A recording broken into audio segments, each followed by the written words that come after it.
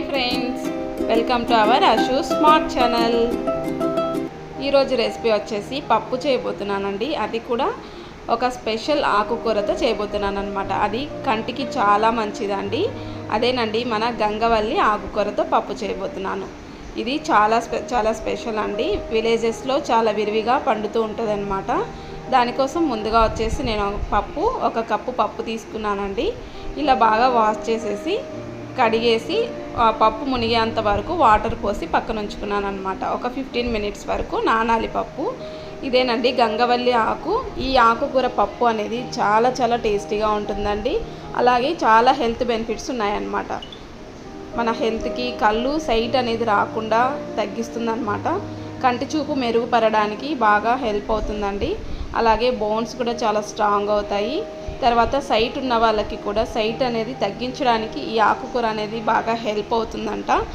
So చాలా టేస్టీగా ఉంటుందండి పప్పు కూడా. మీరు ఈ ఆకుకూర అనేది దొరికితే తప్పకుండా తెచ్చుకొని వాడుతూ ఉండండి. ఇలా ఉంటుందండి. ఇప్పుడు ఈ ఆకులు మాత్రమే ఒలుచుకొని పప్పులో వేసుకోవాలి.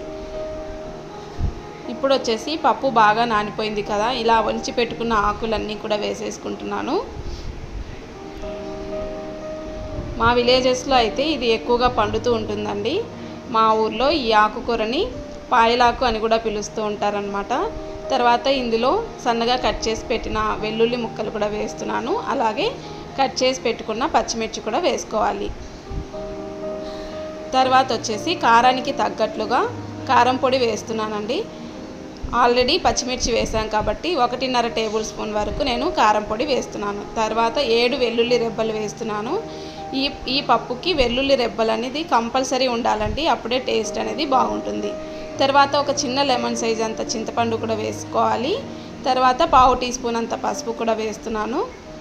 తర్వాత వచ్చి బాగా పండిన 2 మీడియం సైజ్ టమోటాలు కూడా వేసుకోవాలి. ఇలా మీడియంలో కట్ చేసి వేస్తున్నానండి. ఇవన్నీ కూడా ఒకసారి మనం వేసిన ఈ కారం పొడి పసుపు వాటర్లో బాగా పట్టేలాగా ఒకసారి బాగా కలిపేసుకొని తర్వాత మూత పెట్టేసి, ఇంకా వాటర్ కొంచెం ఎక్స్ట్రా కావాలి, పప్పు కాస్త గట్టిగా కాకుండా కొంచెం లిక్విడ్గా ఉండాలి అనుకుంటే కొద్దిగా వాటర్ కూడా ఎక్స్ట్రా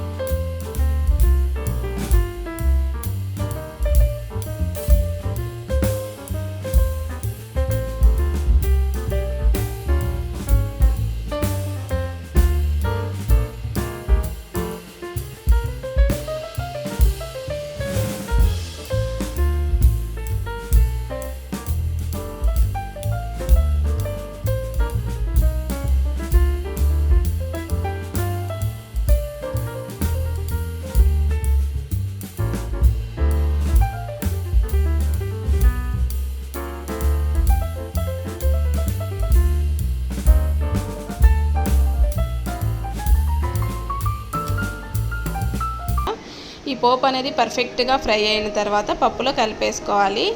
ఈ ఎండుమిర్చి వచ్చేసి మనం బాగా బ్రౌన్ కలర్ వచ్చేంత వరకు బాగా ఫ్రై చేసుకోవాలండి. అప్పుడే పోపు అనేది పర్ఫెక్ట్గా ఉంటుంది.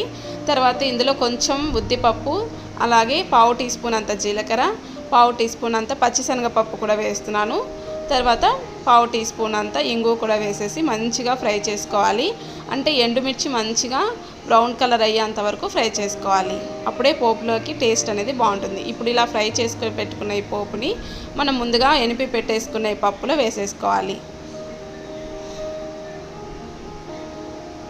పోపు అనేది పర్ఫెక్ట్గా ఉంటేనే పప్పు అనేది చాలా టేస్టీగా ఉంటుంది.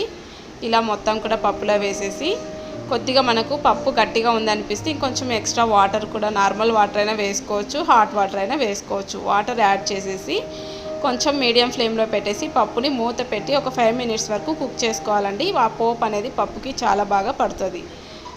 అలా ఒక 5 మినిట్స్ వరకు కుక్ చేసుకొని తర్వాత ఫైనల్గా సన్నగా చాప్ చేసి పెట్టుకున్న కొత్తిమీరను కూడా వేసేసి మరొకసారి బాగా కలిపేసి మూత పెట్టి మరో 2 మినిట్స్ వరకు కుక్ చేసుకోవాలి. 2 మినిట్స్ తర్వాత స్టవ్ ఆఫ్ చేసేసి ఒక బౌల్లోకి సర్వ్ చేసుకుంటే ఎంతో టేస్టీ అయినటువంటి గంగవల్లి పప్పు కూర రెడీ. చూసారు కదా ఎంత పర్ఫెక్ట్గా వచ్చిందో. అంత లూజ్గా కాకుండా గట్టిగా కాకుండా పర్ఫెక్ట్ కన్సిస్టెన్సీలో చేసుకున్నానండి. చాలా చాలా టేస్టీగా ఉందన్నమాట. ఈ గంగవల్లి కూర హెల్త్ బెనిఫిట్స్ చాలా బాగుంటాయన్నమాట. మీరు కూడా తప్పకుండా ట్రై చేసి చూడండి. టేస్ట్ కూడా చాలా బాగుంది. చిన్నపిల్లలకి పెడితే ఫ్యూచర్లో వాళ్ళకి సైట్ రాకుండా కూడా ఉంటుందన్నమాట. చాలా హెల్త్ బెనిఫిట్స్ ఉన్నాయి ఈ పప్పుని. మీరు కూడా ట్రై చేసి చూడండి, తప్పకుండా నచ్చుతుంది. నా వీడియో మీకు నచ్చినట్లయితే లైక్ చేయండి, షేర్ చేయండి, సబ్స్క్రైబ్ చేసుకోండి.